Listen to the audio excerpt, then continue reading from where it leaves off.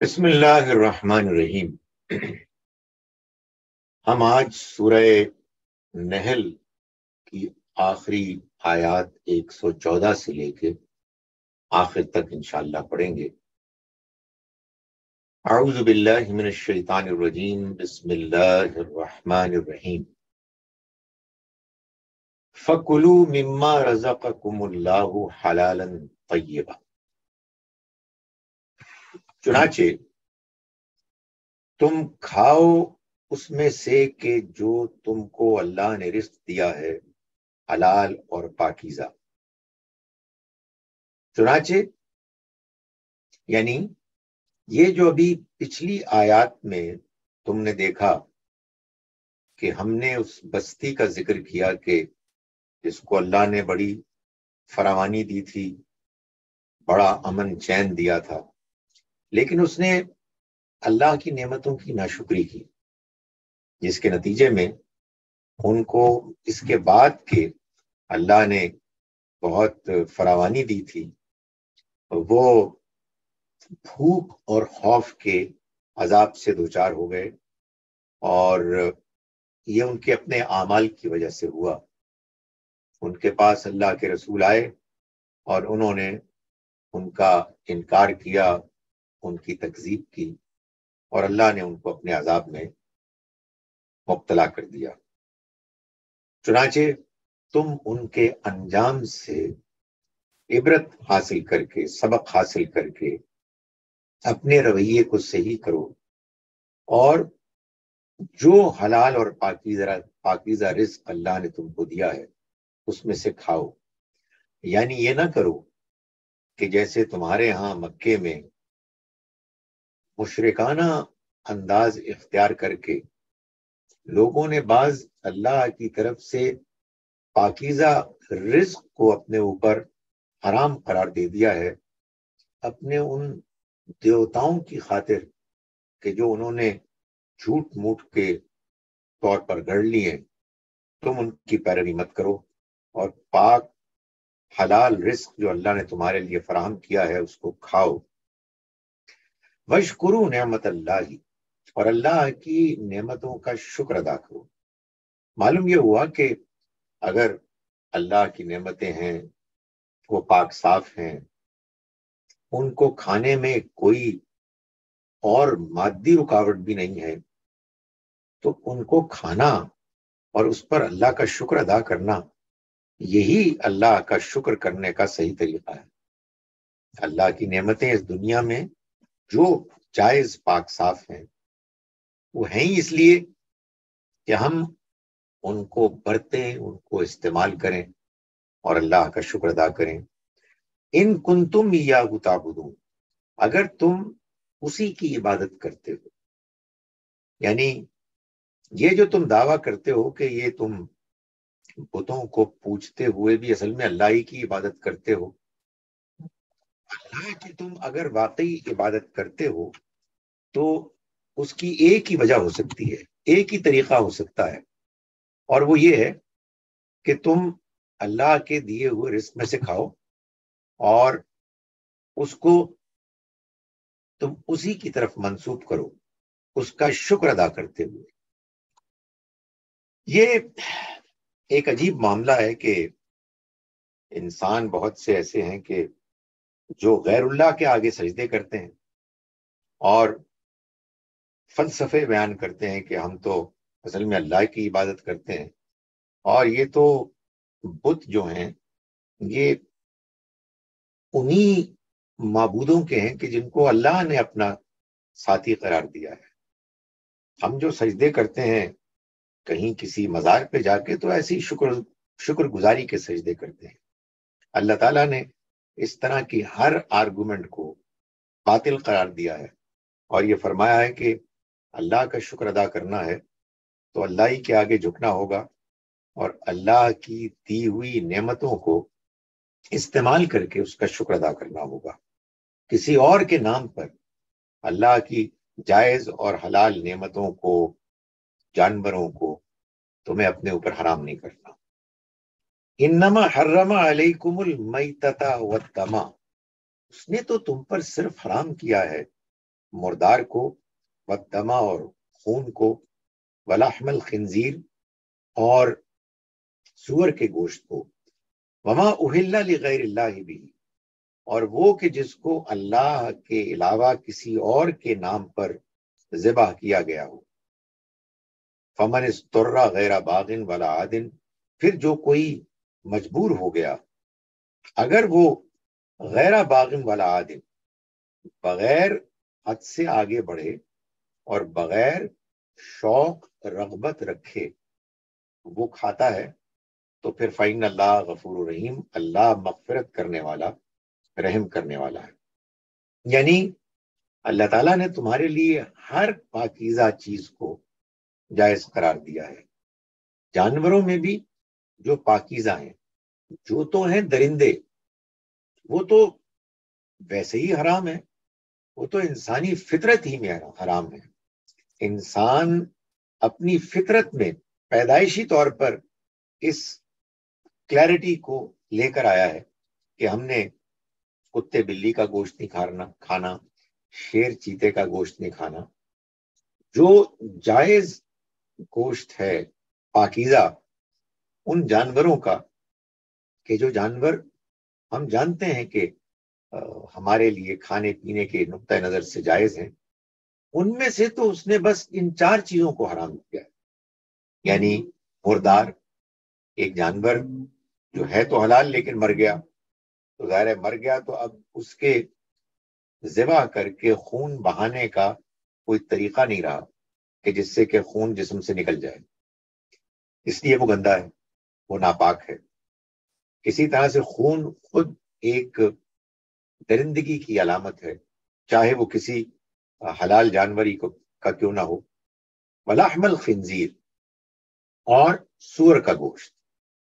سور اگرچہ کہ بھیڑ بکریوں کی طرح اس کا معاملہ بھی یہ ہے کہ وہ ان جانوروں میں شمار کیا جاتا ہے کہ جو جانور حلال ہیں، یعنی انسان کے جو کام کاج ہوتے ہیں ان کے مطابق پورا اترتا ہے، لیکن یہ گوشت خور ہے۔ اس وجہ سے ہے تو یہ چوپایوں انعام کی قسم میں، لیکن چونکہ یہ گوشت بھی کھاتا ہے، اس وجہ سے اللہ تعالیٰ نے اپنی شریعت میں اس بات کی وضاحت کرتے ہوئے کہ یہ بھی حرام ہے، اس کا اعلان کر دیا۔ وما اہل لغیر اللہ بھی اور وہ کہ جو ذبح کیا گیا اللہ کے نام کے علاوہ کسی اور کے نام پر، یعنی جانور حلال ہے، جانور صحیح طرح سے ذبح کیا گیا ہے، اللہ کا نام بھی اس پہ لیا گیا ہے، لیکن اس کو معاف کیجیے گا، اللہ کا نام نہیں لیا گیا، غیر اللہ کا نام لیا گیا ہے، تو اس کو بھی اللہ تعالیٰ نے حرام قرار دے دیا ہے۔ اور اس میں وضاحت کرتے ہوئے قرآن مجید میں 3 اور وضاحتیں بھی کی ہیں۔ ایک یہ کہ اسی طرح سے اللہ کا نام جس پر نہیں لیا گیا، چاہے غیر اللہ کا نام بھی نہیں لیا گیا، وہ بھی حرام ہے۔ اللہ کا نام لیا گیا ہے، جانور حلال ہے، اس کا خون بہایا گیا ہے، لیکن وہ کسی استھان یا مزار پر جہاں عام طور پر غیر اللہ کے آگے سجدے ہوتے ہیں، غیر اللہ کے لیے جانور ذبح کیے جاتے ہیں، اگر اللہ کا نام لے کے ذبح کیا گیا وہ بھی حرام ہے۔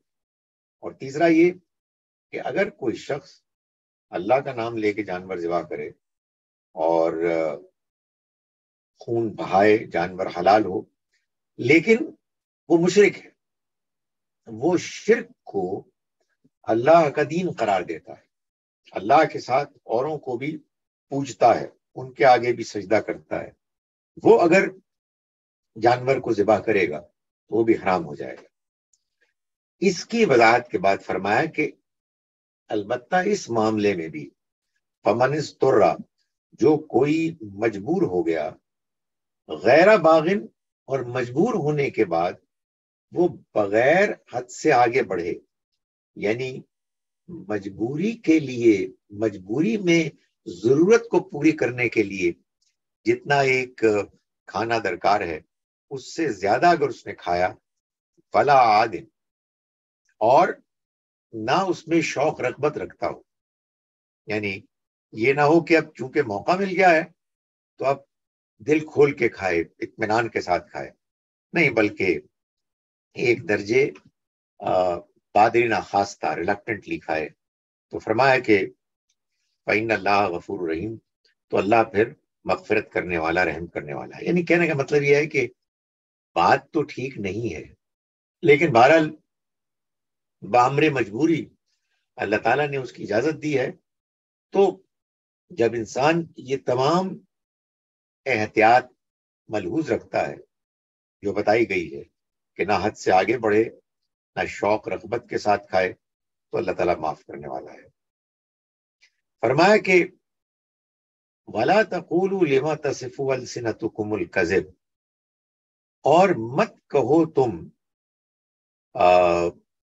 اپنی زبانوں سے وہ بات کہ جو تم جھوٹ بول رہے ہو. وَلَا تَقُولُوا، اور مت کہو لِمَا تَصِفُ أَلْسِنَتُكُمُ الْكَذِبَ، جو تمہاری زبانیں جھوٹ بول رہی ہیں، زبانوں کے کھڑے ہوئے جھوٹ ہیں. ھذا حلال و ھذا حرام، یہ حلال ہے اور یہ حرام ہے. لِتَفْتَرُوا عَلَى اللَّهِ الْكَذِبَ، کہ تم اللہ پر جھوٹ باندھو. اس لیے کہ شریعت تو ساری اللہ کی دی ہوئی ہے. اللہ کے احکام کے فیصلے تو آسمان سے نازل ہوتے ہیں. تو اگر کوئی فرد یا افراد اپنے طور پر یہ کہنا شروع کر دیں کہ یہ حلال ہے، یہ حرام ہے، تو یہ اصل میں انسان اللہ پر جھوٹ باندھ رہا ہے. اللہ کا نام لے کر، اللہ کا حوالہ دے کر، اس اعتماد پہ کہ لوگ اس کی بات سن رہے ہیں اس لیے کہ ان کا گمان ہے کہ یہ اللہ کی بات کر رہا ہے، وہ جھوٹ بول رہا ہے. تو فرمایا ایسا ہرگز مت کرو. ان الذین یفترون علی اللہ الکذب، یقیناً وہ لوگ کہ جو اللہ پر جھوٹ باندھتے ہیں، لا یفلحون، وہ فلاح نہیں پائیں گے. یعنی یہ صرف اللہ کا حق ہے کہ وہ یہ بیان کرے کہ اس کی شریعت میں، اس کے دین میں کیا چیز جائز ہے، کیا ناجائز. وہ اسی مقصد کے لیے اپنے پیغمبروں کو بھیجتا ہے.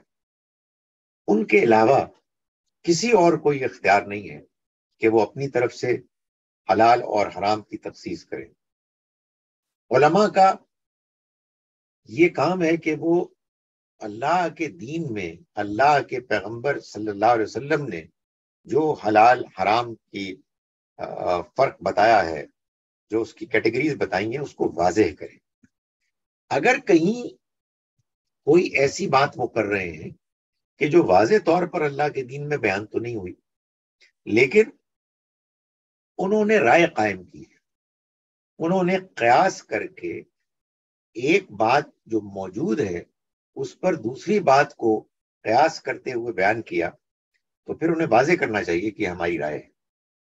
اس لیے کہ اللہ کے پیغمبر کے علاوہ کسی انسان کی کوئی حیثیت ایسی نہیں ہے کہ وہ اپنے طور پر یہ بتائے کہ فلاں چیز حرام ہے، فلاں حلال ہے. ہمارے ہاں یہ ایک عجیب معاملہ ہوتا ہے کہ لوگ حلال اور حرام بیان کرتے ہیں اور کہتے ہیں کہ یہ علماء نے کہا، یہ فلاں کا فتویٰ ہے. کسی کے فتوے کی کوئی حیثیت نہیں ہے. اگر کسی چیز کی حیثیت، اہمیت ہے، تو وہ اس رائے کی ہے کہ جو رائے اللہ کے پیغمبر کے بتائے ہوئے حرام اور حلال کے فیصلوں پر مبنی ہے. چونکہ یہ رائے ہے، اس لیے اس کو اس کی دلیل کے ساتھ بیان ہونا چاہیے. علماء کے اعتماد پر نہیں، بلکہ دلیل کی بنیاد پر اس کو مانا جائے گا. فرمایا متاع قلیل، یہ بہت تھوڑا فائدہ ہے، یہ چند دنوں کا عیش ہے، فائدہ ہے. یعنی یہ جو آپ اپنی طرف سے فیصلے کر کے لوگوں کو مرعوب کرتے ہیں کہ آپ نے کسی کو حلال اور کسی کو حرام قرار دے دیا، چند دنوں کا فائدہ ہے. وَلَهُمْ عَذَابٌ أَلِيمٌ، اور ایسے لوگوں کے لیے دردناک عذاب ہے. یعنی اللہ کے ہاں ان لوگوں کا انجام بہت برا ہوگا جو دین سازی کرتے ہیں، اپنے طور پر دین کو ایسے بیان کرتے ہیں کہ گویا کہ یہ ان پر کوئی چیز نازل ہوئی ہے یا انہیں کوئی ایسی بات معلوم ہوئی ہے جو دوسروں کو معلوم نہیں. بھائی جو چیز آپ کو معلوم ہوئی ہے وہ آپ دلیل کی بنیاد پر بیان کر دیں. آپ اپنے اوپر کیوں ذمہ داری لیتے ہیں؟ فرمایا وَعَلَى الَّذِينَ هَادُوا حَرَّمْنَا، اور ان لوگوں پر کہ جو یہودی ہوئے، حرمنا ہم نے حرام کیا، ما قصصنا علیک وہ ساری چیزیں جو ہم نے بیان کی آپ کو، من قبل اس سے پہلے، یعنی یہ جو ابھی ہم نے آپ کو بتایا ہے کہ یہ 4 چیزیں حرام ہیں، یہی چیزیں ہم نے یہودیوں پر بھی حرام کی. وما ظلمناہم، اس کے علاوہ جو کچھ ان پر ہوا ہم نے ان پر ظلم نہیں کیا، ولیکن کانوا انفسہم یظلمون، بلکہ وہ خود اپنی جانوں پر ظلم کرتے تھے. اس کو قرآن مجید نے اور مقامات پر واضح کیا ہے کہ یہودیوں کے ہاں اگر ان کی شریعت سخت ہوئی تو یہ اس لیے نہیں ہوئی کہ اللہ نے اس کو سخت کیا. اللہ تعالیٰ کی شریعت تو یہی ہے. کھانے پینے کے معاملے میں اللہ کے احکام یہی ہیں، لیکن یہودیوں نے اللہ کے دین کے بارے میں غیر سنجیدگی کا، غیر ذمہ دارانہ رویہ اختیار کیا. وہ اس کے معاملے میں ٹال مٹول کرتے رہے، تو اس کے نتیجے میں سزا کے طور پر اللہ تعالیٰ نے ان کے اوپر کچھ چیزیں زیادہ حرام کر دی. اور کچھ یوں ہوا کہ ان کے اپنے علماء نے، کیونکہ وہ اپنے علماء کی بات آنکھیں بند کر کے مانتے تھے، انہوں نے بھی بیجا سختیاں کرنی شروع کر دی. یہ معلوم ہوتا ہے کہ ایک بیماری بھی ہے اور ایک فطری امر ہے کہ جب آپ آنکھیں بند کر کے میری بات پر اعتماد کریں گے اور کہیں گے کہ جو آپ فرما رہے ہیں وہی حق ہے، تو یہ نہ جانے کیا انسان کی کمزوری ہے کہ انسان پھر سخت باتیں کرنا شروع کر دیتا ہے. کچھ انسان کو شاید لطف آتا ہے اس بات سے کہ لوگ ہماری بات سن رہے ہیں اور ان کو پابند کرو. تو فرمایا کہ اللہ نے ان پر ظلم نہیں کیا، بلکہ وہ خود اپنی جانوں پر ظلم کرتے رہے. ثم ان ربک، پھر تمہارا رب، للذین عملوا السوء بجہالۃ، ان لوگوں کے معاملے میں، ان لوگوں کے حق میں جو کوئی برائی کرتے ہیں، بجہالۃ جذبات میں بہ کر. عربی زبان میں جہالت جو ہے یہ علم کے مقابل الٹ بھی آتا ہے، اور حلم، تحمل، بردباری کے الٹ کے طور پر، اینٹونیم کے طور پر بھی آتا ہے. زیادہ یہ دوسرے معنی میں آتا ہے، یعنی حلم، برداشت، بردباری، اس کے مقابلے میں جذباتی پن. تو یہاں یہ اسی مفہوم میں ہے کہ پھر تمہارا رب ان لوگوں کے معاملے میں کہ جنہوں نے برائی کی جذبات میں بہہ کر، ثم تابو، پھر انہوں نے توبہ کی، من بعد ذالک، اس کے بعد واصلحوا، اور اصلاح کی، ان ربک من بعدہا، تمہارا رب اس کے بعد لغفور الرحیم، مغفرت کرنے والا، رحم کرنے والا ہے.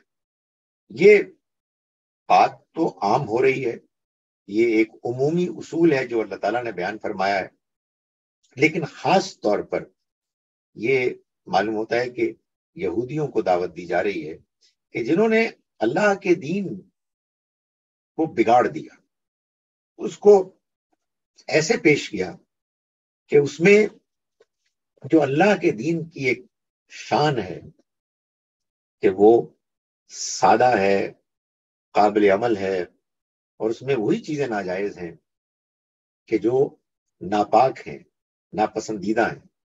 انہوں نے دین کے اس ڈھانچے، اس پیشکش کو، اس پریزنٹیشن کو بدل کے اس میں بہت سی وہ چیزیں شامل کر دی کہ جو دین کا حصہ نہیں تھی. اللہ تعالیٰ اس موقع پر ان لوگوں کو کہ جو اس طرح کی غلط دین کی پریزنٹیشن میں پھنس گئے اور ماحول کی وجہ سے جذبات میں آ گئے اور اس کے بعد انہوں نے ان غلطیوں کو اون کر لیا، اگر وہ اس کیفیت سے نکل جائیں اور اللہ سے معافی مانگ لیں تو اللہ تعالیٰ مغفرت کرنے والا، رحم کرنے والا ہے۔ یہ عام گناہوں کی توبہ کے سلسلے میں بھی اللہ تعالیٰ کا یہی فیصلہ ہے، یہی اس کی پالیسی ہے، اور خاص طور پر یہاں ان لوگوں کو کہا جا رہا ہے کہ جنہوں نے دین پر عمل اور دین کی پریزنٹیشن کے معاملے میں کوتاہیاں کی۔ کوتاہیاں وہ بھی ہوتی ہیں جو انسان ٹھنڈے دل و دماغ کے ساتھ سوچ سمجھ کے کرتا ہے، وہ تو جہالت میں نہیں ہوتی، وہ تو اصل میں ڈھٹائی اور تکبر میں ہوتی۔ ان میں تو انسان کو توبہ کی توفیق ہی نہیں ملتی، انسان کا میلان نہیں ہوتا۔ لیکن جو لوگ وقتی طور پر کسی جہالت میں مبتلا ہو جائیں، جذبات میں آ کر، ماحول سے متاثر ہو کے، تو اللہ تعالیٰ فرماتا ہے کہ وہ اس کے بعد کہ انسان توبہ کرے اور اپنی اصلاح کرے، وہ معاف کرنے والا ہے اور رحم کرنے والا ہے۔ ان ابراہیم کان امتن قانتا، ابراہیم تو ایک امت تھے فرما بردار، یعنی الگ سے ایک امت تھے۔ یہ بات یہاں خاص طور پر کہنے کی ضرورت اس لیے پیش آئی کہ مشرکین مکہ بھی اور یہود بھی اپنی باتوں کو، غلط باتوں کو ابراہیم علیہ السلام کی طرف منسوب کرتے تھے۔ تو اللہ تعالیٰ نے فرمایا کہ ابراہیم علیہ السلام کی حقیقت تو یہ ہے کہ وہ تو اپنی جگہ پر ایک امت تھے، ایک امت کی حیثیت میں اللہ تعالیٰ نے ان کو لانچ کیا، اور ان سے پھر پھوٹی امتیں، وہ تو آگے آنے والی امتوں کے باپ، سردار تھے، اور نہ وہ یہودی تھے، نہ وہ نصرانی تھے، نہ وہ کسی ایسے مذہبی گروہ سے تعلق رکھتے تھے کہ جن کا کوئی نام افراد یا علاقوں کے لحاظ سے رکھا گیا۔ ان کو تو اللہ نے وہی دین اسلام دیا تھا، اور وہ اس کے ماننے والے، اس کے پیروکار بھی تھے اور اس کو پیش کرنے والے بھی تھے۔ حنیفہ، بالکل یکسو ہو کر، یعنی ان کے ہاں کوئی ڈسٹریکشن نہیں تھی، ان کے ہاں کوئی صحیح راستے سے، صحیح زاویے سے ہٹنے کا امکان نہیں تھا۔ پوری طرح وہ فوکسڈ ہو کے اللہ کی فرما برداری اور اس کی عبادت میں وہ مشغول تھے۔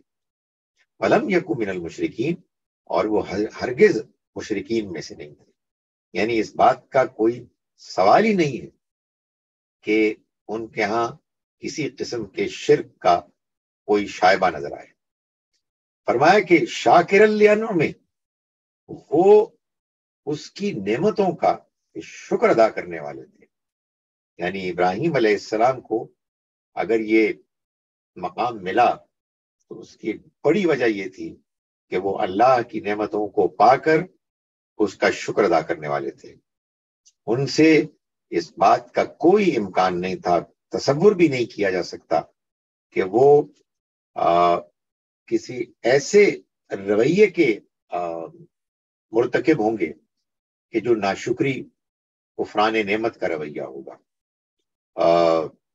اس کا کوئی امکان نہیں ہے کہ وہ جانور کے جو اللہ نے پیدا کیے، اللہ نے ان کو حلال قرار دیا، وہ اس کو غیر اللہ کی طرف منسوب کریں، یا اللہ نے اس کو پاکیزہ اور حلال قرار دیا اور وہ اس کو حرام قرار دے دیں۔ تو ابراہیم علیہ السلام تو ان تمام خامیوں، غلطیوں سے، گمراہیوں سے پاک تھے، اللہ کے شکر گزار بندے تھے۔ اور اس سے معلوم ہوا کہ یہ اللہ کی شکر گزاری کا ایک نتیجہ ہے کہ انسان اللہ کے بتائے ہوئے راستے کو اختیار کرتا ہے۔ اس لیے کہ جب انسان اللہ کی نعمتوں کا اعتراف کرتا ہے تو اس کے ساتھ وہ اس بات کا بھی اعتراف کرتا ہے کہ یہ اللہ کا حق ہے کہ وہ اس کی نعمتوں کو اس کے بتائے ہوئے طریقے کے مطابق برتے، ان سے فائدہ اٹھائے، اور اس کی ہدایت کو فالو کرے۔ فرمایا کہ اجتباہ وہداہ الی صراط مستقیم، اس نے اس کو چن لیا اور اس کی رہنمائی کی سیدھے راستے کی طرف۔ یعنی اللہ جس کے وہ فرما بردار بندے تھے، جس کے وہ شکر گزار بندے تھے، اس نے ان کو چن لیا۔ کیوں؟ اس لیے کہ وہ اس کی نعمتوں کے شکر گزار تھے۔ تو یہ شکر گزاری کا یہ مقام ہے کہ جو شکر گزار ہوگا اللہ کا، حقیقت میں اللہ اس کو چن لیتا ہے۔ ظاہر ہے کہ اللہ کا چننا انسان کی اپنی حیثیت اور اپنے اللہ کے ساتھ رویے اور صلاحیت سب پر مبنی ہوتا ہے، لیکن اللہ کا انتخاب شکر گزاری کی بنیاد پر ہوتا ہے۔ یہ بڑی اہم بات ہے، خاص طور پر تزکیہ نفس کے پہلو سے۔ ہماری یہ دنیا اللہ کی نعمتوں سے بھری ہوئی ہے۔ انسان اگر اپنی نگاہ میں شکر گزاری کا رویہ رکھ دے، اختیار کرے، اور وہ دنیا کو اس نگاہ سے دیکھے کہ یہ کن کن پہلوؤں سے اس کی ضرورتوں کو پورا کر رہی ہے، کن کن پہلوؤں سے یہ دنیا اور دنیا میں جو کچھ ہم کو نظر آتا ہے، جن چیزوں کو ہم استعمال کرتے ہیں، وہ کیسے غیر معمولی طریقے سے ہماری خدمت کر رہے ہیں۔ اور پھر انسان کی نگاہ اس حقیقت کی طرف ہو کہ یہ سب کچھ اللہ نے پیدا کیا، اس نے ڈیزائن کیا اور ہمارے لیے کیا۔ تو انسان شکر گزاری میں پوری طرح سے جھکا ہوا، شکر گزاری کے ساتھ وہ اللہ کی طرف مائل ہو، اس کا پورا وجود شکر گزاری کا رویہ ظاہر کرتا ہو۔ تو جب انسان ایسا کرے گا، اللہ تعالیٰ اس کے اس رویے کی وجہ سے اس کو چن لے گا۔ ابراہیم علیہ السلام کو تو اس نے چنا اور اس کو ہدایت دی سیدھے راستے کی طرف۔ انسان جب ناشکری کرتا ہے یا شکر گزاری میں وہ صحیح رویہ اختیار نہیں کرتا، تو پھر اس کے گمراہ ہونے کے امکان ہوتے ہیں۔ ورنہ اگر یہ واضح حقیقت اس کے اوپر غالب ہو، کلیئر ہو کہ یہ سب کچھ اس کو اس کے رب کا دیا ہوا ہے، جو سب سے زیادہ ہر معاملے میں اس بات کا حقدار ہے کہ اس کا شکر ادا کیا جائے، جو ہم الحمدللہ رب العالمین میں کہتے ہیں، تو اس کے بعد اللہ تعالیٰ رسپونڈ کرتا ہے اس کو۔ فرمایا وَآتَيْنَاهُ فِي الدُّنْيَا حَسَنَةً، اور ہم نے اس کو دنیا میں بھی بھلائی عطا فرمائی۔ یعنی مطلب یہ ہے کہ ایسا نہیں ہے کہ وہ دنیا میں تکلیف میں، پریشانی میں مبتلا ہوئے۔ قرآن مجید کے اس بیان میں اشارہ ہے ابراہیم علیہ السلام کو اللہ نے جو نعمتیں عطا فرمائی اسی دنیا میں، جب وہ اپنی قوم سے ان کے اوپر اتمام حجت کرنے کے بعد، جس کے بعد ان کے اوپر عذاب آیا، جب وہ وہاں سے نکلے اور انہوں نے ہجرت کی اور وہ فلسطین کی طرف آئے، تو پھر اللہ تعالیٰ کی طرف سے پے در پے ان کو مال کی بھی اور اقتدار کی بھی اور شان و شوکت کی نعمتیں حاصل ہوئیں۔ یہ اللہ کی طرف سے ان کو اس دنیا میں فائدہ ہے جس کا ذکر ہوا۔ وَإِنَّهُ فِي الْآخِرَةِ لَمِنَ الصَّالِحِينَ، اور وہ آخرت میں تو نیکوکاروں کے ساتھ ہوں، یعنی نیک لوگ ہوں گے کہ جن کی میت ان کو حاصل ہوگی اور وہ جنت میں ان کے ساتھ ہوں گے۔ فرمایا ثُمَّ أَوْحَيْنَا إِلَيْكَ، پھر ہم نے وحی کی آپ کی طرف، یعنی نبی اکرم صلی اللہ علیہ وسلم کی طرف۔ معلوم ہوتا ہے کہ اللہ تعالیٰ یہ فرما رہے ہیں کہ یہی تو وجہ ہے، اسی بنا پر ہم نے اے پیغمبر آپ پر وحی کی ان اتبع ملت ابراہیم حنیفہ، کہ آپ پیروی کیجئے ابراہیم کے طریقے کی، حنیفہ جو بالکل یکسو تھے، بالکل فوکس تھے. وما کان من المشرکین، اور وہ مشرکوں میں سے نہیں تھے. یعنی یہ درمیان میں یہودیوں کی طرف سے اور ادھر مکے میں مشرکین کی طرف سے ابراہیم علیہ السلام کے ذریعے سے آیا ہوا دین بگڑ گیا تھا. لوگوں نے بدعتیں شامل کر دیں، لوگوں نے شرک کرنا شروع کر دیا، اور اللہ کی نعمتوں کو لوگوں کو استعمال کرنے سے دین شریعت کے نام پر روک دیا. یہ حرام ہے، یہ ناجائز ہے، اس کو ہاتھ نہیں لگایا جائے گا، اس کا دودھ نہیں پیا جائے گا، جیسے مشرکین کے ہاں بہت سے اوہام پر مبنی نظریات ان کے دین کا حصہ بن گئے.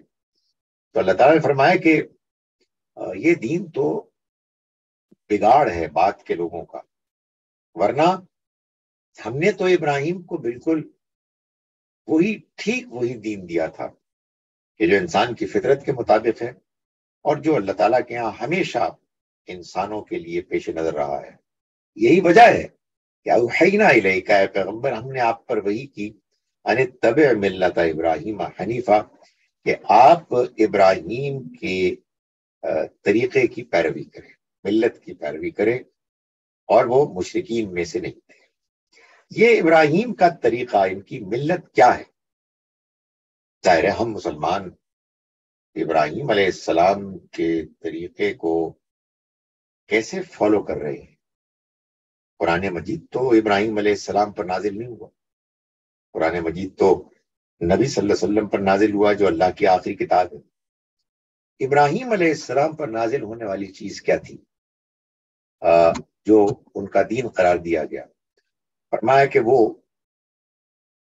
سنت ہے جس کو کہ نبی صلی اللہ علیہ وسلم نے پچھلے پیغمبروں کی سنت کو حاصل کر کے، اختیار کر کے، جو ابراہیم علیہ السلام کی سنت ان کا طریقہ تھا، آگے پہنچا دیا. ان میں جو بدعتیں شامل ہو گئی تھیں ان سے ان کو پاک کر کے، اور چند ان چیزوں کا اضافہ کر کے کہ جو بہرحال اسی امت میں اضافہ ہو سکتا تھا. اللہ تعالیٰ نبی صلی اللہ علیہ وسلم نے اللہ تعالیٰ کے اس حکم کے مطابق اس کو جاری و ساری کر دیا. چنانچہ یہ ہماری نماز، یہ ہمارا روزہ، یہ ہمارا حج، ہماری زکوٰۃ، عید کی نمازیں، جمعے کی نماز، ختنے، ناخن کاٹنا، بغلوں کے زیر ناک بال کاٹنا، وغیرہ وغیرہ، آذان، قبلہ رخ کر کے نماز پڑھنا، یہ سب چیزیں وہ ہیں کہ جن کو کہ ایک سنت کے طور پر، سنت ابراہیمی کے طور پر اس امت میں بھی جاری و ساری کر دیا، ان کو کر دیا گیا.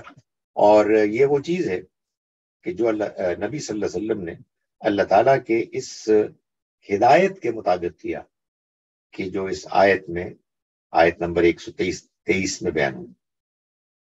فرمایا انما جعل السبت علی الذین اختلفوا فیہ، سبت یعنی ہفتے کے دن اللہ کی عبادت کا جو قانون ہے، یہ تو جعلہ انہی لوگوں پر مسلط کیا گیا، عائد کیا گیا جنہوں نے اختلاف کیا اس کے بارے میں.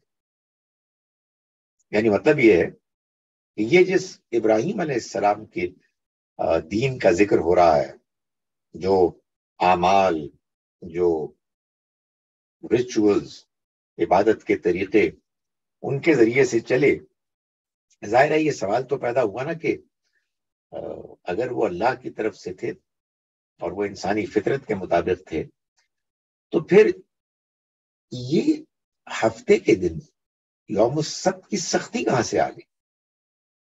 اس کا دین ابراہیم سے کیا تعلق؟ تو فرمایا کہ یہ سب تو در حقیقت انہی لوگوں پر مسلط کیا گیا جنہوں نے اس میں اختلافات پیدا کر لی، یعنی بحث مباحثے اور اپنی طرف سے نت نئی باتیں جن کو کہ بیان کرنا شروع کر دیا اور اس میں اختلافات پیدا کیے.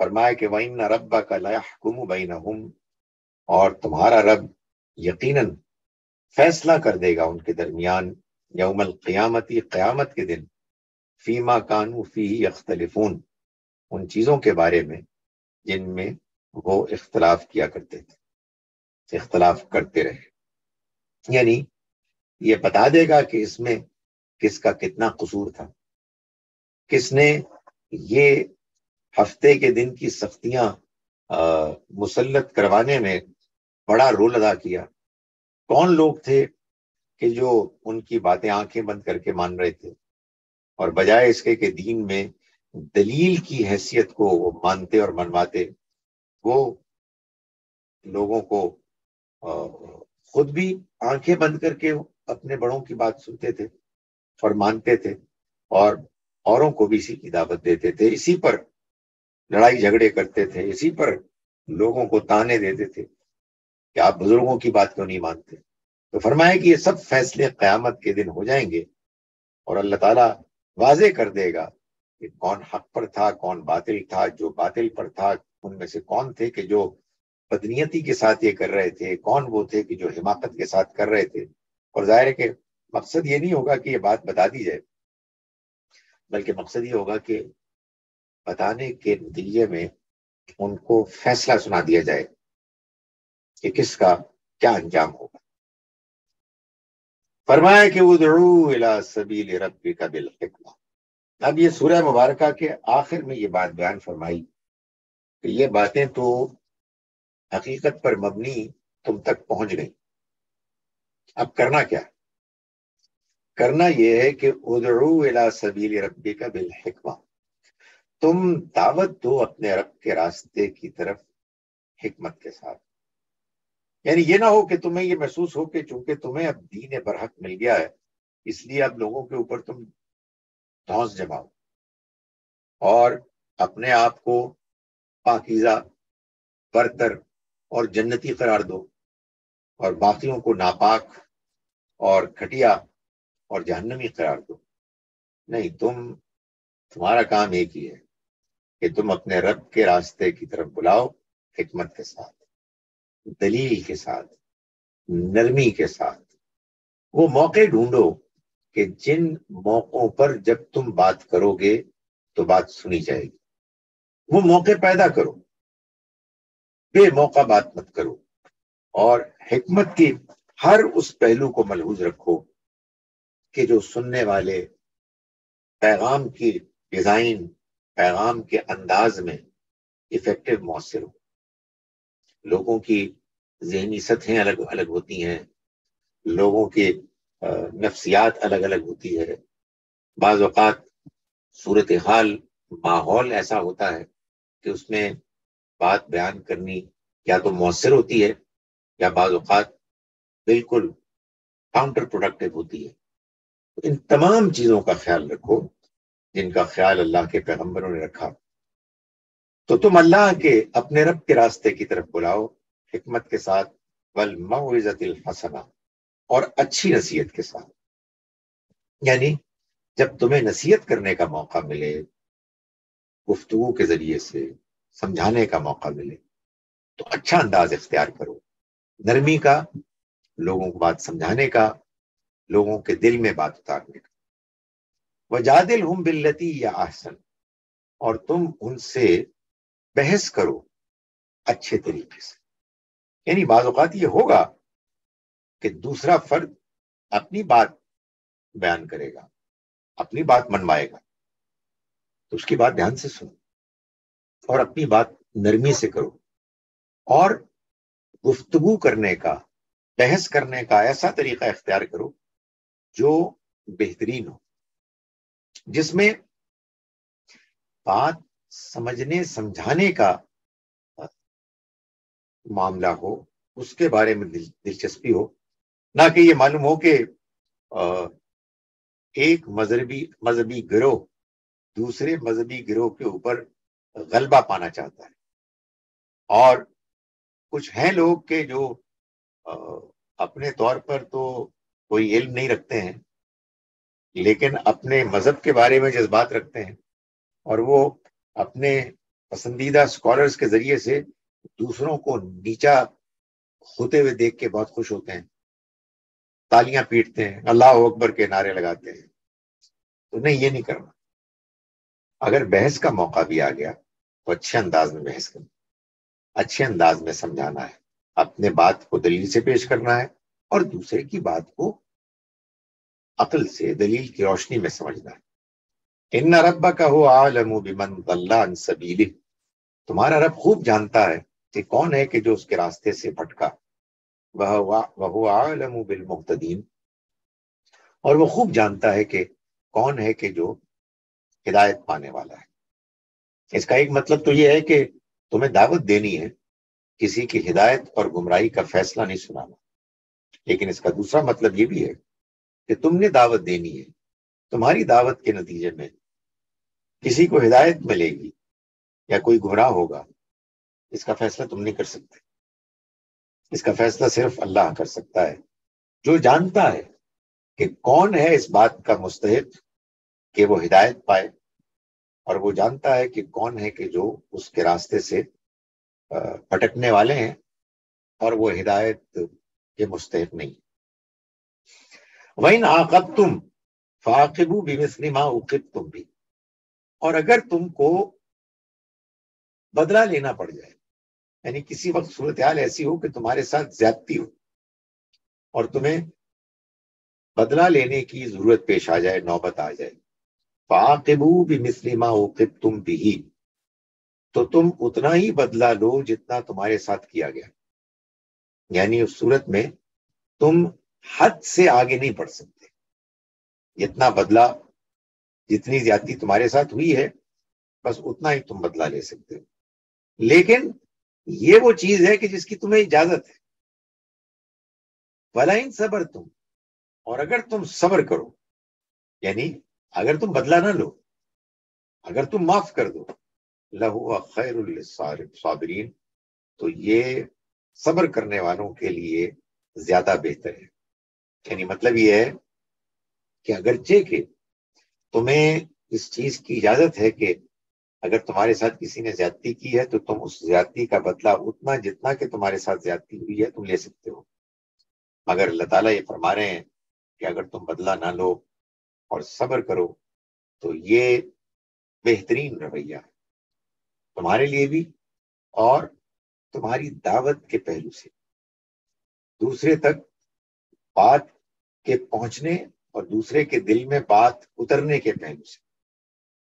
قرآن مجید میں سورہ حامیم سجدہ میں اللہ تعالیٰ نے فرمایا لا تستوی الحسنۃ ولا السیئۃ، اچھائی اور برائی برابر نہیں ہو سکتے. ادفع باللتی ہی احسن، اگر کسی نے تمہارے ساتھ برائی کی تو تم اس کا جواب اچھائی کے ساتھ دو. فَإِذَا الَّذِي بَيْنَكَ وَبَيْنَهُ عَدَاوَةٌ، چنانچہ اس کے نتیجے میں وہ کہ جس کے اور تمہارے درمیان دشمنی تھی، کَأَنَّهُ وَلِيٌّ حَمِيمٌ، وہ ایسے ہوگا کہ جیسے کہ گہرا دوست ہے. مگر وَمَا يُلَقَّاهَا إِلَّا الَّذِينَ صَبَرُوا، یہ نہیں نصیب ہو سکتا کسی کو سوائے ان لوگوں کے کہ جنہوں نے صبر کیا، جو صبر کرنے والے ہیں. وَمَا يُلَقَّاهَا، اور یہ مقام نہیں نصیب ہو سکتا مگر ان کو إِلَّا ذُو حَظٍّ عظیم، جو بڑے صاحب عظیمت ہیں، بڑے ہی خوش نصیب ہیں، بڑے ہی نصیب والے ہیں. وَإِمَّا يَنزَغَنَّكَ مِنَ الشَّيْطَانِ نَزْغٌ، اور اگر اس معاملے میں شیطان تمہیں اکسائے، اکساہٹ سے، فَاسْتَعِذْ بِاللَّہ، تو اللہ کی پناہ مانگو، إِنَّهُ هُوَ السَّمِيعُ الْعَلِيمُ، بے شک وہی سننے والا، جاننے والا ہے. فرمایا وَلَئِن صَبَرْتُمْ لَهُوَ خَيْرٌ لِلصَّابِرِينَ، اور اگر تم صبر کرو تو یہ صبر کرنے والوں کے لیے بہترین ہے. وَاصْبِرْ، اور اے پیغمبر آپ تو صبر ہی کیجئے. وَمَا صَبْرُكَ إِلَّا بِاللَّہ، اور آپ کا صبر تو صرف اللہ ہی کی بنیاد پر ہے، اللہ ہی کے بھروسے پر ہے. وَلَا تَحْزَنْ عَلَيْهِمْ، اور آپ ان پر غم نہ کریں. وَلَا تَكُ فِي ضَيْقٍ مِّمَّا يَمْكُرُونَ، اور جو کچھ یہ چالیں چل رہے ہیں اس کی وجہ سے آپ کے اندر کوئی تنگی نہ پیدا ہو، آپ کا دل تنگ نہ ہو. یعنی ایک بات تو یہ فرمائی کہ آپ تو بدلہ نہ لیں بلکہ صبر کریں، اور صبر آپ کریں گے اللہ کی بنیاد پر، اللہ کے بھروسے پر، اللہ کے دیے ہوئے حوصلے کے نتیجے میں صبر کرنا. یہ کیسے ہوگا؟ اللہ کو یاد کریں. جب اللہ کی یاد دل میں ہوگی تو انسان پھر اللہ کی خاطر بدلہ لینے سے گریز کرے. اور اللہ کی یاد کا بہترین طریقہ نماز پڑھنا. چنانچہ یہی بات قرآن مجید نے بتائی، ہدایت دی، وَاسْتَعِینُوا بِالصَّبْرِ وَالصَّلَاةِ، کہ تم صبر اور نماز کے ذریعے سے مدد چاہو، یعنی اللہ کی مدد مانگو. تو یہاں بھی یہی بات بیان کی گئی، اور یہ کہا گیا کہ یہ جو لوگ چالیں چل رہے ہیں، مخالفت کر رہے ہیں، اس پر آپ غمگین نہ ہو. ان اللہ مع الذین اتقوا، اللہ ساتھ ہیں ان لوگوں کے کہ جنہوں نے تقوی اختیار کیا، والذین هم محسنون، اور ان کے کہ جو بہترین رویہ اختیار کرنے والے ہیں. میں اب آپ کے سامنے ان آیات کا ترجمہ پھر کر رہا ہوں، اور اس کے بعد پھر آپ کی طرف سے اگر کوئی سوال ہوئے تو میں ان کے جوابات کے لیے حاضر ہوں. ہم نے آج سورہ نحل کی آیت نمبر 114 سے اپنا سبق شروع کیا. اعوذ باللہ من الشیطان الرجیم، بسم اللہ الرحمن الرحیم. فَكُلُوا، تو کھاؤ، مما، اس میں سے کہ جو رزقکم اللہ، اللہ نے تم کو رزق دیا، حلالا طیبا، حلال اور پاکیزہ. واشکروا نعمت اللہ، اور شکر کرو اللہ کی نعمت کا، ان کنتم، اگر تم واقعی، ایاہ تعبدون، اسی کی عبادت کرتے ہو.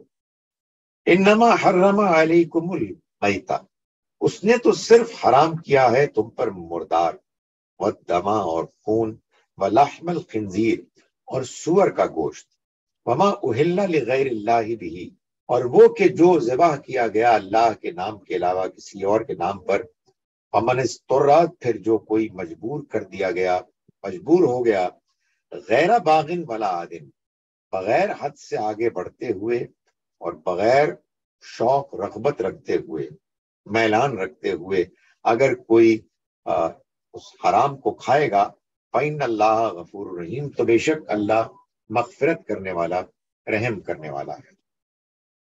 ولا تقولوا، اور مت کہو، لما تصف السنتکم الکذب، جو تمہاری زبانیں بیان کرتی ہیں تصنیف کر کے جھوٹ، ھذا حلال و ھذا حرام، یہ حلال ہے اور یہ حرام. لتفتروا، کہ تم افترا کرو، تم منسوب کرو جھوٹ، علی اللہ، اللہ پر، الکذب، جھوٹ. ان الذین یفترون علی اللہ الکذب، بے شک وہ لوگ کہ جو اللہ پر جھوٹ باندھتے ہیں، افترا کرتے ہیں، لا یفلحون، وہ فلاح نہیں پائیں گے. متاع قلیل، یہ تو بہت تھوڑا سا فائدہ ہے، کچھ عرصے کا دنیاوی فائدہ ساز و سامان ہے. وَلَهُمْ عَذَابٌ علیم، اور ان کے لیے، ایسے لوگوں کے لیے ایک دردناک عذاب ہوگا. وَعَلَى الَّذِينَ هَادُوا، اور وہ لوگ کہ جو یہودی ہوئے، ان پر، حرمنا، ہم نے حرام کیا، ما قصصنا علیہ، وہ ساری چیزیں جو ابھی ہم نے اوپر آپ کے لیے بیان کی، من قبل، اس سے پہلے. وما ظلمناہم، اور ہم نے ان پر ظلم نہیں کیا، ولکن کانوا انفسہم یظلمون، بلکہ وہ تو خود اپنی جانوں پر ظلم کرتے رہے. فرمایا کہ ثم ان ربک للذین عملوا السوء، پھر تمہارا رب ان لوگوں کے معاملے میں کہ جو کوئی برائی کرتے ہیں، بجہالت، جذبات سے مغلوب ہو کر، ثم تابوا، پھر انہوں نے توبہ کی، من بعد ذالک، اس کے بعد، فاصلحوا، اور اصلاح کی. ان ربک، بے شک تمہارا رب، من بعدہا، اس کے بعد، لغفور الرحیم، مغفرت کرنے والا، رحم کرنے والا ہے. ان ابراہیم کان امۃ قانتا، اور یہ ابراہیم علیہ السلام کی طرف منسوب کر رہے ہیں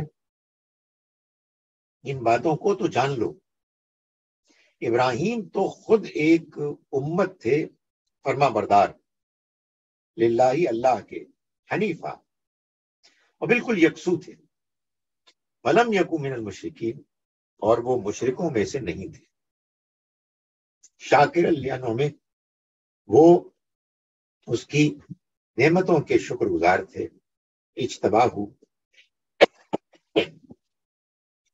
چنانچہ اس نے ان کو چن لیا، وہداہ، اور ان کو ہدایت کی، ان کو ہدایت دی، الی صراط مستقیم، سیدھے راستے کی طرف،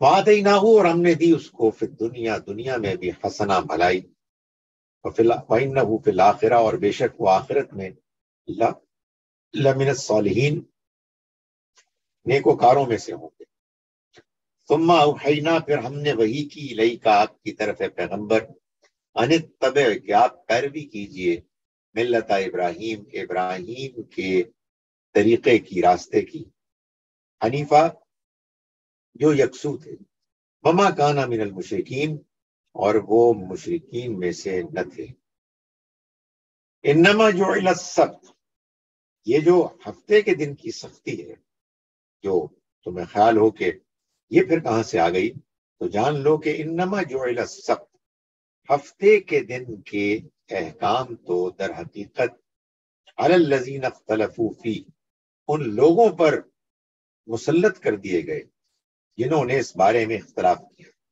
اللہ نے جو حکم دیا اس پر انہوں نے اختلاف کرنا شروع کر دیا، نیند میں نکالنی شروع کر دی، وَإِنَّ رَبَّكَ لَيَحْكُمُ بَيْنَهُمْ، اور تمہارا رب فیصلہ کر دے گا ان کے درمیان، یوم القیامہ، قیامت کے دن، فیما کانوا فیہ یختلفون، اس بارے میں جس میں وہ اختلاف کرتے تھے، ادعو الی سبیل ربک بالحکمہ، تم دعوت دو، بلاؤ اپنے رب کے راستے کی طرف حکمت کے ساتھ، والموعظۃ الحسنہ، اور اچھی نصیحت کے ساتھ، وجادلہم باللتی ہی احسن، اور ان کے ساتھ بحث کرو اچھے طریقے سے، ان ربک هو اعلم، تمہارا رب خوب جانتا ہے، بمن ضل عن سبیلہ، ان کو بھی کہ جو اس کے راستے سے بھٹکے، وہو عالم، اور وہ خوب جانتا ہے، بالمہتدین، ان کو بھی کہ جو ہدایت پانے والے ہیں،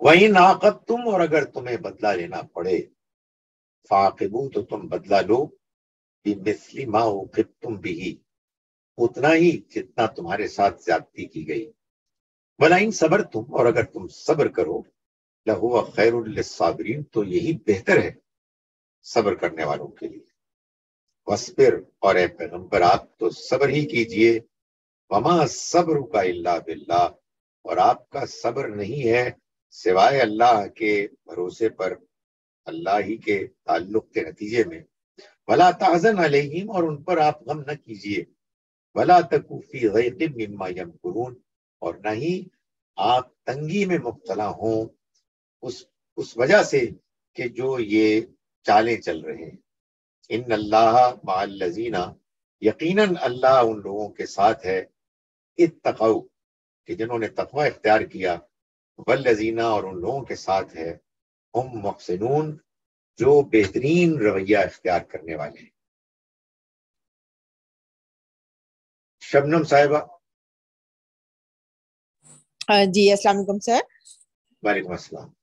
سر میں کویسچن سے پہلے ایک چھوٹی سی بات پوچھنا چاہ رہی تھی سر، شاید مجھے جوائن کرتے کرتے 1 منٹ ہی لیٹ ہوا ہوگا سر۔ یہ تو ہم سورہ نحل تو لاسٹ ٹائم ختم کر لی تھی ہم نے، تو یہ مجھے سمجھ میں آئی، ہم نے دوبارہ پڑھی ہے تھوڑی سی اینڈ سے، تو سر کویسچن میں پوچھ لیتی ہوں سر۔ اللہ تعالیٰ نے حضرت ابراہیم کو چنا امامت کے لیے سر، یہ تھوڑی سی شاید گستاخی اگر نہ ہو سر، مجھے سمجھ نہیں آتی کہ نسب کی بنیاد پر اللہ کیسے کسی کو فضیلت دے سکتا ہے؟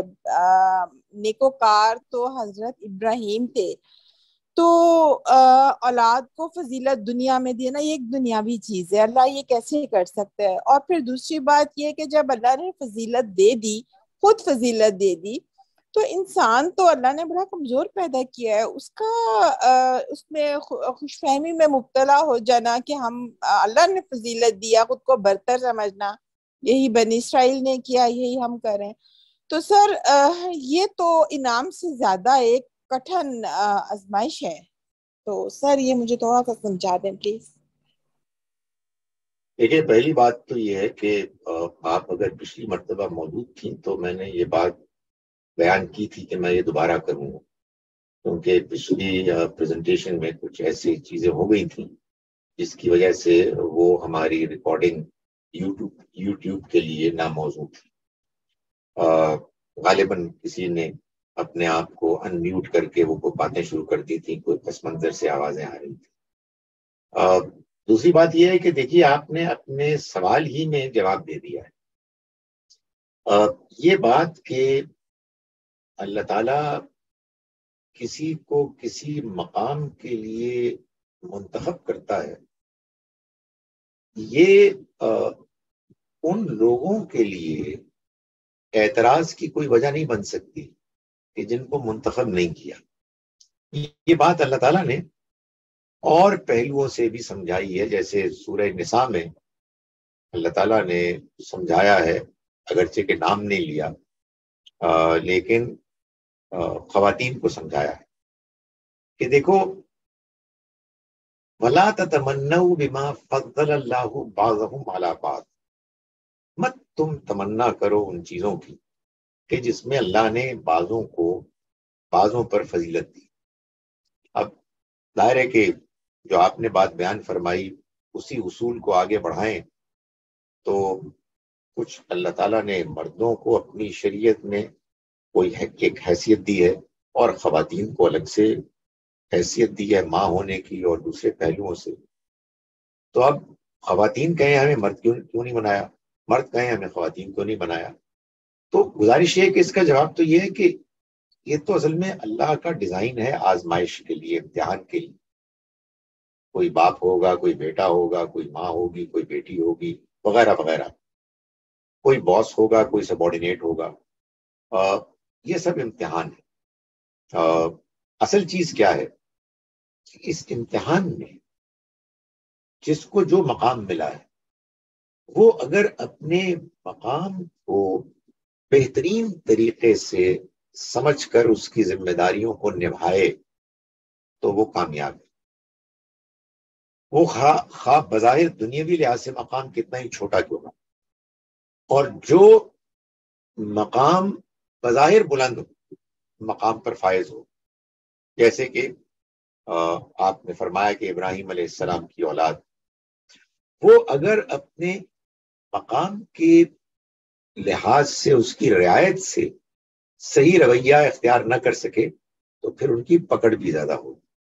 تو یہ امتحان کے مختلف طریقے ہیں.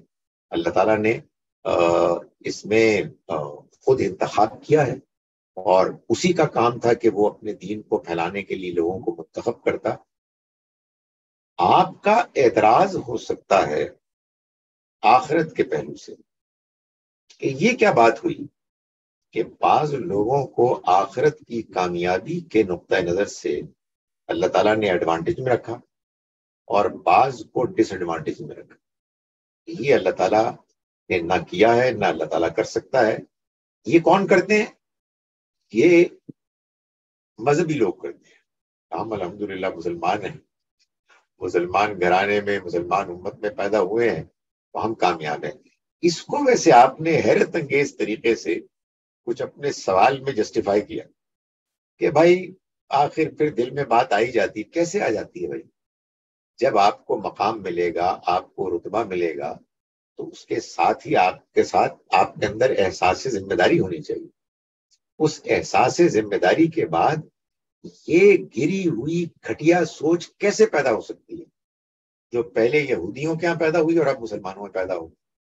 یعنی مجھے کبھی سمجھ میں ہی نہیں آتا کہ کیا دین آخر ہمارے ذہنوں میں پیدا ہونے والے سوالات کا جواب نہیں ہے کہ اللہ نے اس دنیا کو کیوں پیدا کیا؟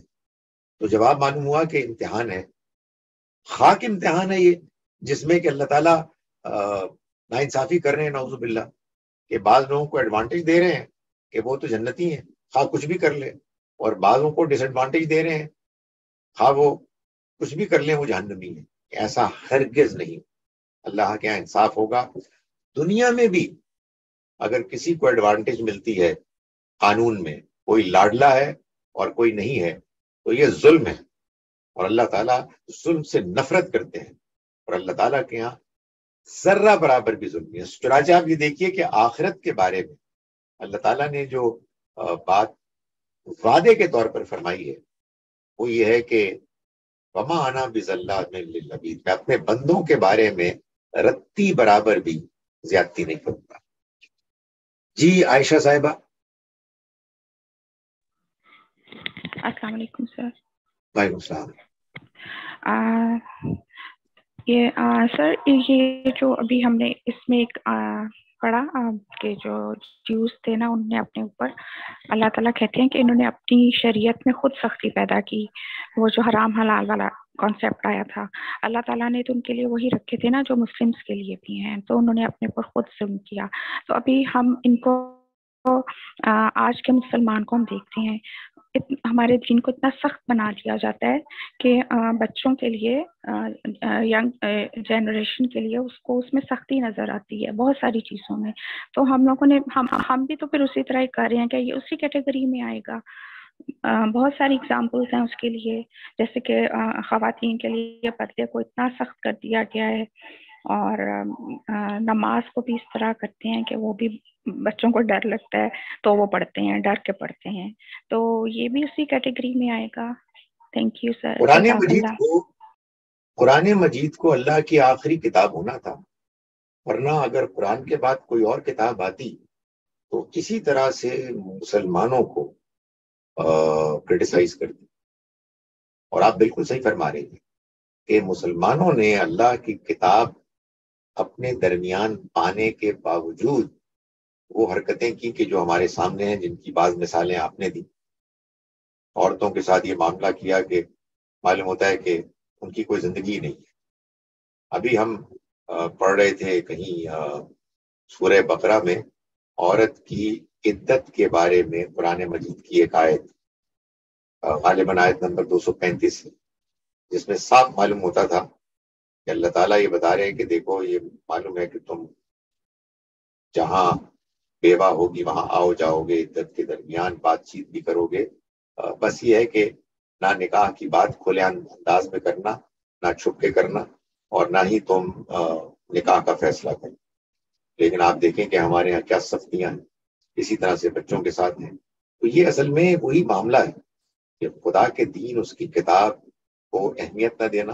اور وہ جو میں یہی تو گزارش کر رہا ہوں، جب کسی کے ہاتھ میں آپ دے دیں گے دین تو وہ سختی کرے گا، کیونکہ یہ تو اللہ تعالیٰ کا ظرف ہے کہ وہ اللہ رب کائنات کا خالق مالک ہونے کے باوجود نرم ہے اور بندوں کے ساتھ نرمی کرتا ہے. اگر کوئی بندہ مصنوعی طور پر اپنے آپ کو رب کے مقام پر ڈال دے، اور یہ سارے لوگ جو شریعت سازی کرتے ہیں وہ یہی کرتے ہیں، تو پھر اللہ معاف کرے. علامان الحفیظ. پھر جو سختیاں ہوں گی وہ ہم دیکھ رہے ہیں. تو یہ قرآن مجید سے دوری کا نتیجہ ہے کہ آپ دیکھتے ہیں کہ ہمارے ہاں عام طور پر مذہبی لوگ سختی کرتے ہیں، اور جو لوگ اس سختی سے روکتے ہیں وہ پھر بیچارے بدنام ہوتے ہیں. جی جناب، میرے ہاں تو یہ جیا لکھا ہوا ہے، سوال کیجیے. السلام علیکم. جی، جنہوں نے بھی جیا لکھا ہوا اپنا نام وہ جا سوال کیجیے. جی السلام علیکم. وعلیکم السلام. Okay, my question is that ابھی آپ کو جیسے پتا ہے کہ پاکستان میں فلڈ آیا ہوا ہے، کافی زیادہ آیا ہوا تھا، اب تھوڑا کنٹرول ہو گیا ہے. But I want to ask that جن ایریاز میں فلڈ آیا ہوا ہے وہ تو وہاں پہ تو لائک کافی انڈر پریویلیج لوگ رہتے ہیں، جیسے ہمارے والی سٹی لائف والی فیسلٹیز نہیں ہوتی ہیں، اینڈ ان کا کافی نقصان بھی ہوا ہے. تو I want to know that ایسے کیوں ہوتا ہے کہ جیسے ان پریویلیج لوگوں کے ساتھ ایسے ان کو سینیریوز فیس کرنے پڑتے ہیں، ان کی غلطی بھی نہیں ہوتی ہے اینڈ ان کو اتنا لاس فیس کرنا پڑتا ہے. Thank you. دیکھیں بیٹی، بات یہ ہے کہ دنیا کی زندگی کے بارے میں اللہ تعالیٰ نے یہ نہیں بتایا کہ یہاں وہ لوگوں کو انصاف کے مطابق یا سزا دے گا یا انعام دے گا. یہ تو وہ آخرت میں کرے گا، گارنٹی دیتا ہے. دنیا میں تو امتحان ہوگا، اور جب امتحان ہوگا تو امتحان کے لیے ایک فریڈم، ایک آزادی ضروری تھی. جن معاشروں میں جیسا کہ ہمارا معاشرہ ہے، امیر طبقہ، شہروں میں رہنے والا، وہ جن کے پاس طاقت ہے، چاہے وہ فوجی ہوں، چاہے وہ سیاستدان ہوں، چاہے وہ جج ہوں، چاہے وہ بیوروکریٹس ہوں، وہ اگر غافل ہیں، وہ اگر اپنی اپنی طاقت، اپنے اپنے مال، اقتدار کی لالچ میں ہیں اور ایک دوسرے سے لڑ رہے ہیں، ٹانگیں کھینچ رہے ہیں، اور وہ اس بات کا خیال ہی نہیں رکھ رہے کہ اگر بارشیں ہوں گی تو ہمارے غریبوں کا کیا بنے گا، تو پھر ان کی اس بدتمیزی، لالچ اور گھٹیا پن کا یہ نتیجہ نکلے گا. دنیا میں تو بیٹی ایسے ہی ہوگا. یعنی مثال کے طور پر اگر فرض کیجئے، خدا نخواستہ میں آپ کی آپ کے گھروں کی مثال دیتا ہوں. ہمارے ہاں بیچارے ہوتے ہیں نا انڈر پریویلیجڈ ملازمین. یہ ہمارے ہاں جو کھاتے پیتے پاکستانی ہیں، وہ بیرون ملک نہیں رہتے زیادہ، اس لیے کہ ان کو جو عیاشی گھروں میں ملتی ہے تو ان کو ڈھیر سارے ان کے ملازمین ہوتے ہیں.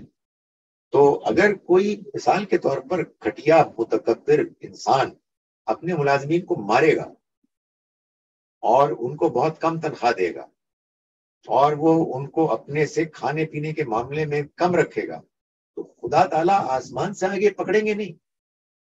اس نے چھوڑا ہوا ہے، آزادی دی ہوئی ہے تاکہ امتحان ہو. لیکن وہ تمام رویوں کو دیکھ رہا ہے اور نوٹ کر رہا ہے، اور آخرت میں وہ دیکھے گا کہ کس نے کیا رویہ اختیار کیا.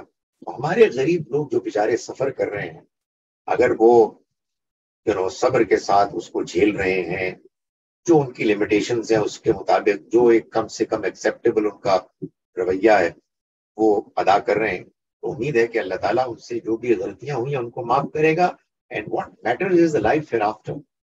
لائف ہیئر آفٹر میں، اگلی دنیا میں انشاءاللہ اللہ تعالیٰ ان کو اتنا نوازے گا، پرووائڈ کرے گا کہ they'll forget about what happened to them in this worldly life.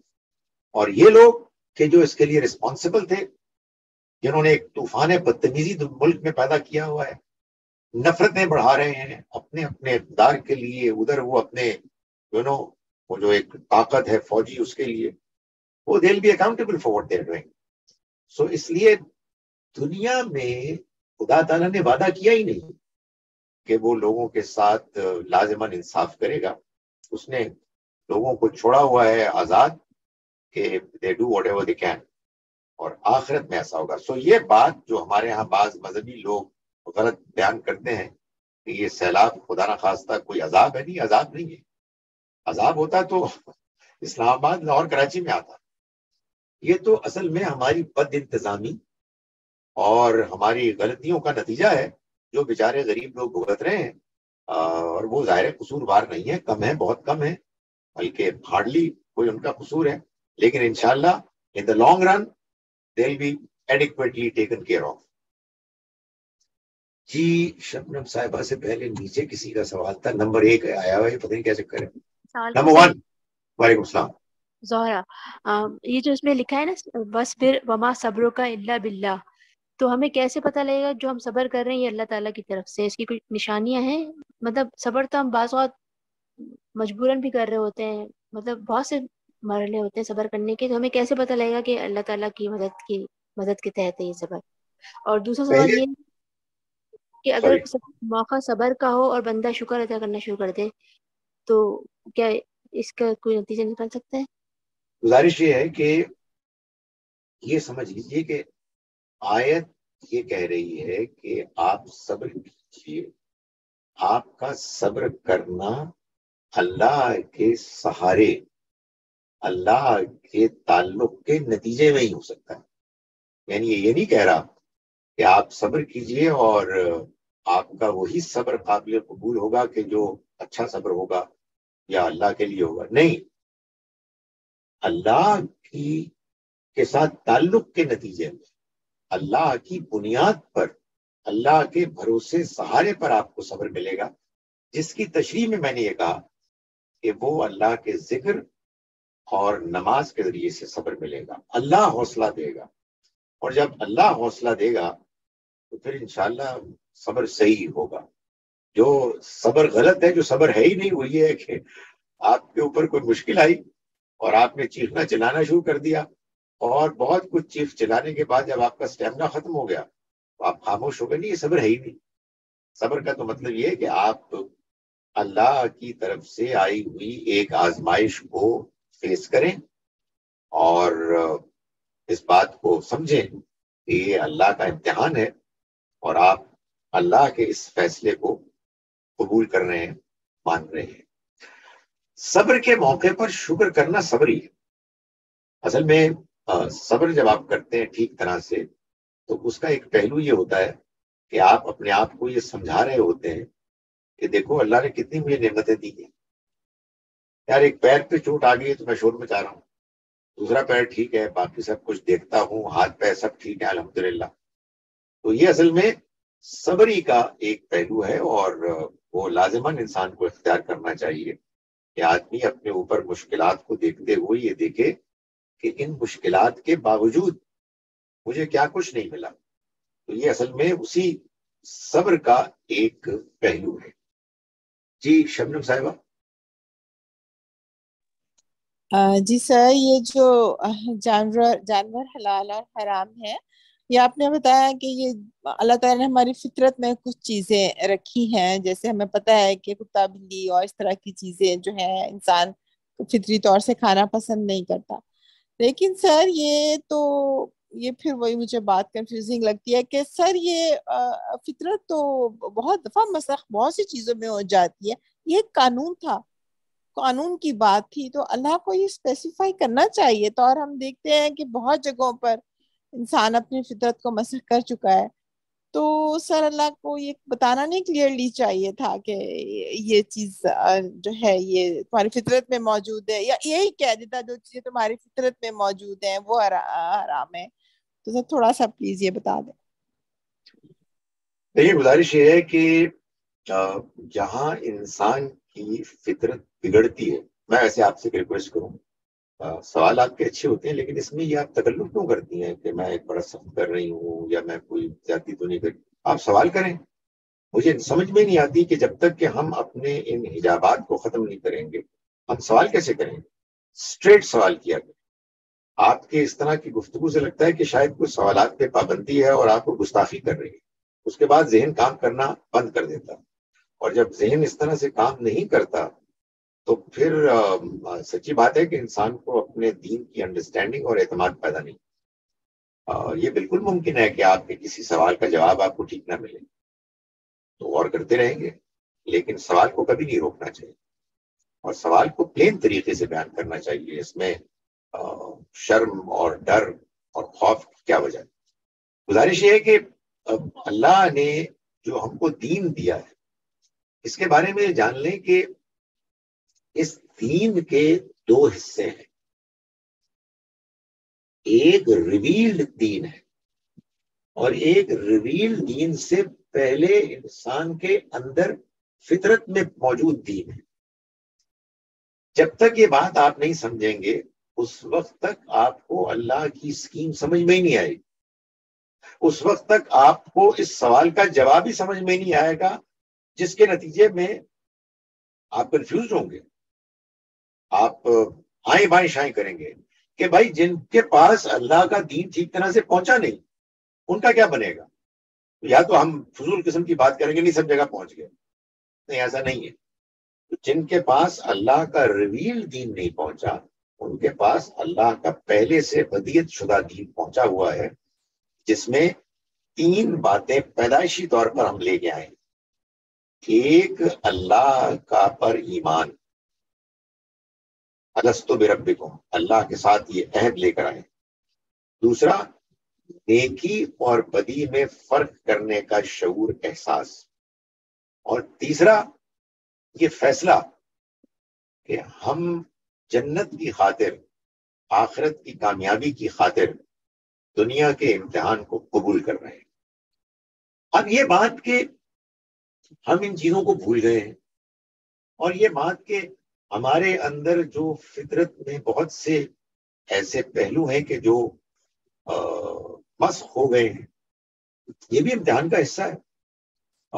اس میں ظاہر ہے کہ جو جس مقام پر ہے، جو جس سوسائٹی میں ہے، جن حالات میں ہے، وہ اسی کے مطابق اللہ کے ہاں جواب دے، اور اس کو اللہ تعالیٰ یہ موقع دیتے ہیں کہ وہ اپنی اس پیور فطرت کو ری ڈسکور کرے، اور اس کو دائیں بائیں ایسے اشارات ملتے ہیں، اس کا اپنا الگ امتحان ہے، اور اس سے کوئی ایسی چیز نہیں پوچھی جائے گی کہ جو اس کے بس سے باہر ہے. آپ یہ دیکھ رہے ہیں دنیا میں ہر شخص کا امتحان مختلف ہے. ابھی ہم نے اس کو ڈسکس کیا ابھی کے ایک سوال کے جواب میں دوسرے پہلو سے. یہ بات کہ فطرت بگڑ جاتی ہے، یہ ایک حقیقت ہے. اللہ تعالیٰ نے یہ ایک غلط فہمی ہے کہ دین میں سب کچھ بیان کر دی. نہیں، اللہ تعالیٰ نے دین کو بیان کرنے سے پہلے یہ بات طے کی ہے کہ انسان اس پیدائشی دین سے واقف ہے، اس پر یہ مزید اللہ کی رہنمائی ہے، جس کو قرآن کہتا ہے نور علی نور، روشنی پر روشنی. اگر اللہ تعالیٰ فطرت کے ہر بگاڑ کو بیان کرنا شروع کر دیتا تو پھر دین، اس کا بیان بہت لمبا ہو جاتا، یعنی وہ تو ان لمیٹڈ ہوتا. پھر تو اور سوالات پیدا ہوتے کہ اس کو بھی بیان کرنا چاہیے تھا، اس کو بھی بیان کرنا چاہیے تھا. اس کے لیے اللہ تعالیٰ نے انسان کو فطرت دی، انسان کو عقل دی، جس کو اگر وہ صحیح طرح سے استعمال کرے، اس کو تنقیدی جائزہ لے اس کی روشنی میں، تو وہ صحیح بات تک پہنچ سکتا ہے. معاشروں کے اندر معروف اور منکر کا یہ انڈرسٹینڈنگ رکھی، اور اس کے ساتھ ساتھ یہ وعدہ کر دیا کہ جس کے ہاں فطرت کا بگاڑ یا اس کے اندر یا اس کے ماحول میں، اندر کی بات نہیں کر رہا، ماحول میں، اندر تو بگاڑ انسان کی اپنی کوتاہی کی وجہ سے پیدا ہوگا، ماحول میں کوئی فطرت کا ایسا بگاڑ ہوگا کہ جس میں وہ بے قصور ہوگا، تو اللہ تعالیٰ اس کو معاف کر دے گا، اس کو پکڑے گا. جی نمبر 1 پھر سوال کر رہی ہیں غالباً زہرا صاحبہ ہے. کیا آپ نے ہاتھ ڈراپ نہیں کیا؟ نہیں سر، نہیں سر. نہیں سے مراد کے سوال نہیں کرنا، تو پھر ہاتھ ڈراپ کر دیتے ہیں. ٹھیک ہے عائشہ صاحبہ. ہاں بس سر ایک چھوٹا سا کوشچن ہے میرا. ہم دیکھتے ہیں اپنی دنیا میں دیکھتے ہیں، ہمیں کہا جاتا ہے کہ صبر اور شکر دونوں کا امتحان ہے، لیکن زیادہ تو مجھے ایسے معلوم ہوتا ہے کہ زیادہ تر تو صبر کا ہی امتحان ہو رہا ہوتا ہے. زیادہ تر لوگ تو صبر ہی کر رہے ہوتے ہیں، کیا ایسے ہی ہے؟ یہ دیکھیں آپ کی نگاہ کا حسن انتخاب ہے، میرے خیال میں دونوں ہی کام ہو رہے ہوتے ہیں. صبح سے شام تک آپ دیکھیے اللہ کی نعمتیں ہی نعمتیں ہیں. آدمی اٹھتا ہے، سچی بات یہ ہے کہ نیند کے بعد تو فریش اٹھتا ہے. اللہ کا بڑا شکر ہے. ہم کو بھوک لگتی ہے، ہمیں کھانے کو مل جاتا ہے، ہمیں پیاس لگتی ہے، ہم کو پانی مل جاتا ہے. ہمارے رشتے ناتے ہیں ایسے بھی ہیں جن میں ذرا مشکلات ہیں، مگر ایسے بھی ہیں کہ جن میں بڑا سکون، بڑا اطمینان ہے. تو میرا خیال ہے دونوں ہی چیزیں ہیں. بعض لوگ ٹھیک ہے زیادہ سینسٹیو ہوتے ہیں، تو وہ محسوس کرتے ہیں کہ صبر کا امتحان زیادہ ہے. میرا یہ خیال ہے کہ بہتر یہی ہے کہ انسان ان چیزوں کو، نعمتوں کو دیکھے جن میں اللہ کے کا شکر ادا کرنے کے امکانات ہوں. میں اس کا انکار نہیں کر رہا کہ دنیا میں بڑی مشکلات ہیں، لیکن میرا یہ خیال ہے کہ ان مشکلات کو بھی کامیابی کے ساتھ ان پر قابو پانے کا طریقہ یہ ہے کہ آدمی پازیٹیو ہو جائے اور اچھی چیزوں پر نظر رکھے، اور جو بری، تکلیف دہ، پریشان کن چیزیں ہیں ان کو اگنور کرنا سیکھے. جی سر تھینک یو. بس یہ سر تھینک یو سو مچ سر. جزاک اللہ. جزاک اللہ. انشاءاللہ اگلے جمعے پھر ملاقات ہوگی. السلام علیکم ورحمۃ اللہ وبرکاتہ.